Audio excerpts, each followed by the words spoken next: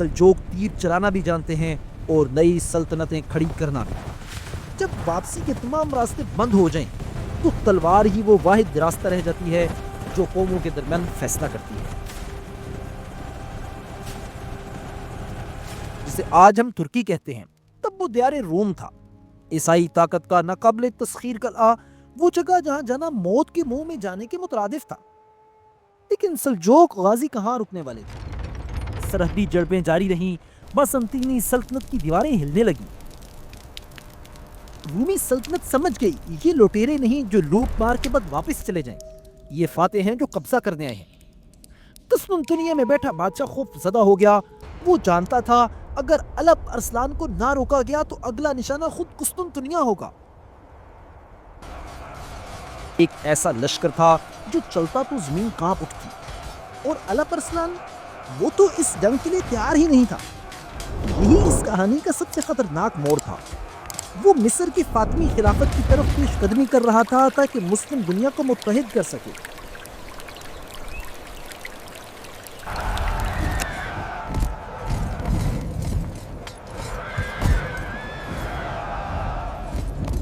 تپتی ہوئی دوپہر، میدان جنگ میں خاموشی چھائی تھی، مگر ہوا میں موت کی بو تھی۔ 26 اگست 1071 کا تاریخی دن، سلطان الپ ارسلان اپنے گھوڑے سے نیچے اترا۔ اس نے اپنی کمان ایک طرف پھینکی، تلوار کو مضبوطی سے تھاما اور اپنے سفید لباس کی طرف اشارہ کرتے ہوئے ایک ایسا جملہ کہا جس نے تاریخ ہلا دی: اگر آج میں اس میدان میں گر جاؤں تو یہی سفید لباس میرا کفن بنے گا۔ اس کے سامنے بازنطینی سلطنت کا 1 لاکھ کا خوفناک لشکر کھڑا تھا، جبکہ اس کے اپنے ساتھ صرف آدھی تعداد میں ترک جانباز تھے۔ ظاہری آنکھ اور عقل یہی کہہ رہی تھی کہ تباہی یقینی ہے، لیکن یاد رکھیے تاریخ کے فیصلے عقل کے محتاج نہیں ہوتے۔ یہ وہ دن تھا جب دنیا کا نقشہ ہمیشہ کے لیے بدلنے والا تھا۔ اگر اس دن سلطان کو شکست ہو جاتی تو شاید آج ترکی کا کوئی وجود نہ ہوتا۔ استنبول کی فضاؤں میں اذان کی آواز کبھی نہ گونجتی۔ یہ داستان ہے اس عظیم فاتح کی جس نے اناطولیہ کے بند دروازے اسلام کے لیے کھول دیے۔ الپ ارسلان، وہ شیر جس کی دھاڑ سے یورپ کانپتا تھا۔ اگر ذرا رکیے، وہ عظیم بادشاہ جس نے وقت کی سپر پاور کو اپنے گھٹنوں پر جھکا دیا، وہ اپنی بھرپور جوانی میں ایک معمولی غلطی سے کیسے مارا گیا؟ صرف ایک لمحہ اور ایک جذباتی فیصلہ۔ آج ہم آپ کو اس کی مکمل کہانی سنائیں گے، سینٹرل ایشیا کے معمولی خیموں سے لے کر ملاز گرد کے میدان تک، اور پھر وہاں سے ایک بادشاہ کی پر اسرار موت تک کا سفر۔ آئیے وقت کے پہیے کو 1000 سال پیچھے گھمائیں، جب مشرق سے سلجوکیوں کا طوفان اٹھا۔ یہ کہانی شروع ہوتی ہے سینٹرل ایشیا کی ان ریگزاروں سے یہاں زندگی کا دوسرا نام مسلسل جنگ تھا۔ 11ویں صدی کا زمانہ تھا، اسلامی دنیا بکھر چکی تھی۔ بغداد کی عباسی خلافت محض ایک علامتی عہدہ رہ گئی تھی، جبکہ بازنطینی سلطنت مسلمانوں کو کچا چبانے کے لیے تیار بیٹھی۔ اس مایوسی کے اندھیرے میں مشرق سے ایک قبیلہ نمودار ہوا، سلجوق۔ نہ ان کو کوئی ملک تھا، نہ اپنی ریاست۔ ان کا گھر ان کے گھوڑوں کی زین تھی۔ ان کی قیادت 2 بھائی کر رہے تھے، تغرل بیگ اور چگری بیگ۔ وہ جنگ کے خواہش مند نہیں تھے، مگر انہیں ان کی چراگاہوں سے بے دخل کر دیا گیا۔ حکم ملا، یہ زمین تمہاری نہیں، یہ غزنوی بادشاہ کی ملکیت ہے۔ تم خانہ بدوشوں کو یہاں قیام کی اجازت نہیں، اپنا سامان باندھو ورنہ طاقت سے نکال دیے جاؤ گے۔ جواب دیا گیا، ہم نے زمین پر قبضہ نہیں مانگا، صرف جینے کا حق مانگا تھا۔ لیکن اگر تم ہمیں مٹانے پر تل گئے ہو تو یاد رکھو سلجوق تیر چلانا بھی جانتے ہیں اور نئی سلطنتیں کھڑی کرنا بھی۔ جب واپسی کے تمام راستے بند ہو جائیں تو تلوار ہی وہ واحد راستہ رہ جاتی ہے جو قوموں کے درمیان فیصلہ کرتی ہے۔ ایک طرف زمینوں کے مالک بادشاہ تھے، دوسری طرف بے سر و سامان خانہ بدوش۔ ایک اپنے اقتدار کے لیے لڑ رہا تھا تو دوسرا اپنی بقا کے لیے۔ نتیجہ، سلجوق جیت گئے۔ یہ صرف ایک میدان کی فتح نہیں، یہ ایک عظیم خواب کی بنیاد تھی۔ اب ہم جانور نہیں چرائیں گے، اب ہم دنیا پر حکمرانی کریں گے۔ ان کے پاس نہ تو سونے کے ڈھیر تھے اور نہ ہی مضبوط قلعے، ہاں، ان کے پاس تیر اندازی کا وہ فن تھا جس کا توڑ کسی کے پاس نہ تھا۔ اسی دور میں چغری بیگ کے گھر ایک بچہ پیدا ہوا، نام محمد رکھا گیا، لیکن دنیا اسے الپ ارسلان کے نام سے جانتی ہے، یعنی بہادر شیر۔ اسے بچپن میں کھلونے نہیں تلواریں دی گئیں، اس نے لوریاں نہیں سنی، جنگی حکمت عملی سیکھی، اور جب وہ جوان ہوا تو سلجوقوں کی نظر اناطولیہ پر جم چکی تھی، جسے آج ہم ترکی کہتے ہیں۔ تب وہ دیار روم تھا، عیسائی طاقت کا ناقابل تسخیر قلعہ، وہ جگہ جہاں جانا موت کے منہ میں جانے کے مترادف تھا۔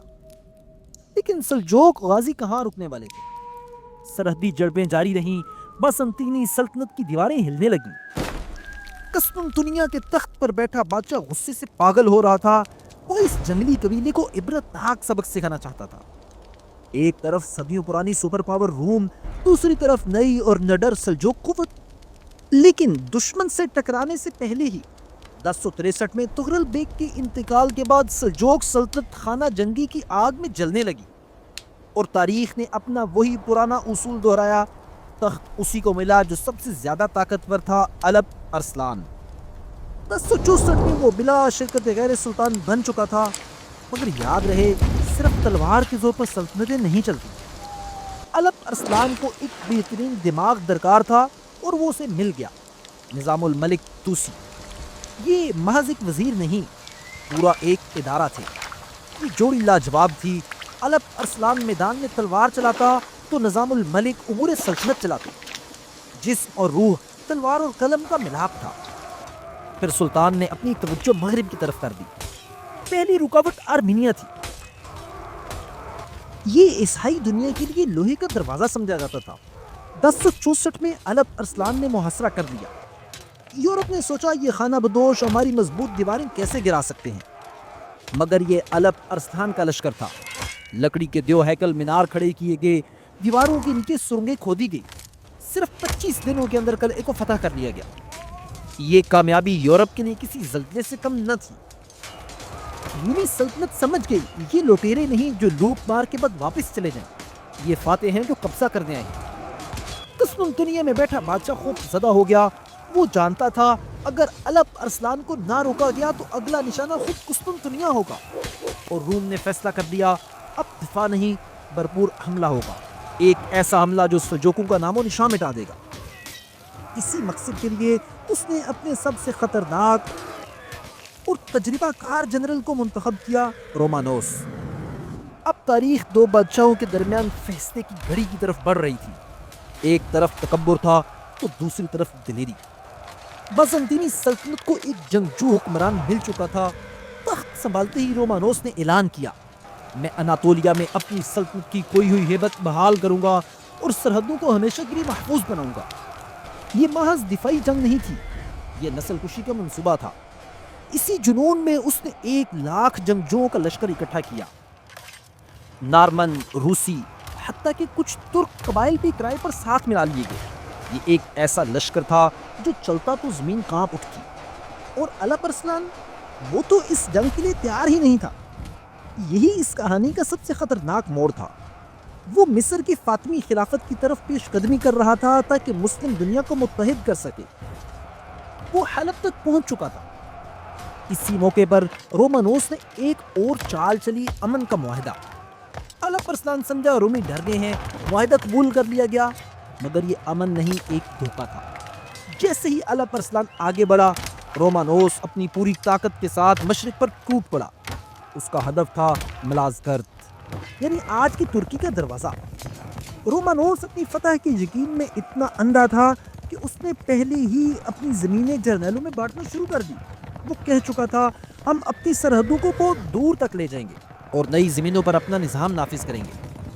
جب الپ ارسلان کو خبر ملی کہ معاہدہ توڑا جا چکا ہے تو وہ اس وقت حلب میں تھا۔ اس کے پاس فوج بہت کم تھی اور وہ بھی سفر سے نڈھال۔ اب اس کے پاس دو ہی راستے تھے، یا تو پیچھے ہٹ جائے یا پھر اپنے چند ہزار سپاہیوں کے ساتھ دشمن کے سیلاب سے ٹکرا جائے۔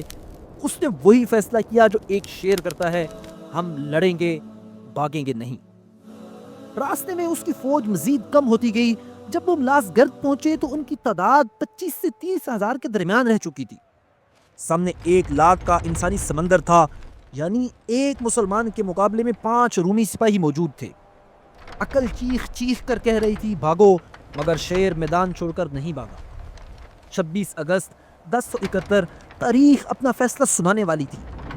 مٹھی بھر مجاہد سپر پاور کو شکست دے سکتے تھے، یا پھر آج سلجوقیوں کا نام و نشان مٹنے والا تھا۔ اس روز قدرت کمزور نظر آنے والے فرید کے ساتھ کھڑی تھی۔ 26 سورج عین سر پر تھا، گرمی اپنے عروج پر، مساجد میں دعائیں مانگی جا رہی تھیں، میدان میں آنکھیں نم تھیں، میدان جنگ میں آنکھیں نم تھیں، سامنے موت کھڑی مسکرا رہی تھی۔ ایسے نازک لمحے میں جب خوف انسان کے حوصلے توڑ دیتا ہے، الپ ارسلان نے وہ کام کیا جو عام بادشاہ سوچ بھی نہیں سکتے۔ وہ سفید لباس میں ملبوس گھوڑے سے اترا، اپنی کمان اور تیر ایک طرف پھینکے، تلوار اٹھائی اور گرجدار آواز میں کہا، اگر آج میں واپس نہ آ سکا تو یہی سفید لباس میرا آخری لباس ہوگا۔ یہ ایک کھلا اعلان تھا۔ بادشاہ سب سے اگلی صف میں کھڑا تھا۔ جب سپاہیوں نے دیکھا ان کا سلطان خود کفن پہن کر موت کی آنکھوں میں آنکھیں ڈالے کھڑا ہے تو ان کا خوف ختم ہو گیا اور جذبہ شہادت جاگ اٹھا۔ رومی فوج آگے بڑھی، زمین تھرانے لگی۔ رومانوس چاہتا تھا آمنے سامنے کی سیدھی جنگ ہو، مگر الپ ارسلان نے بیڑیے کا جال بچھایا۔ تیروں کی بارش ہوئی، ترک بظاہر پیچھے ہٹے۔ رومانوس نے سمجھا دشمن کی ہمت ٹوٹ گئی ہے۔ اس نے حکم دیا، ان کا پیچھا کرو اور ختم کر دو۔ رومی صفیں بکھر گئیں، وہ فتح کے نشے میں دوڑ پڑے۔ انہیں خبر ہی نہیں تھی کہ وہ شکار کرنے نہیں جا رہے بلکہ خود شکار بن رہے ہیں۔ رومی فوج پھیل چکی تھی، تھک چکی تھی اور آپس میں رابطہ کٹ چکا تھا۔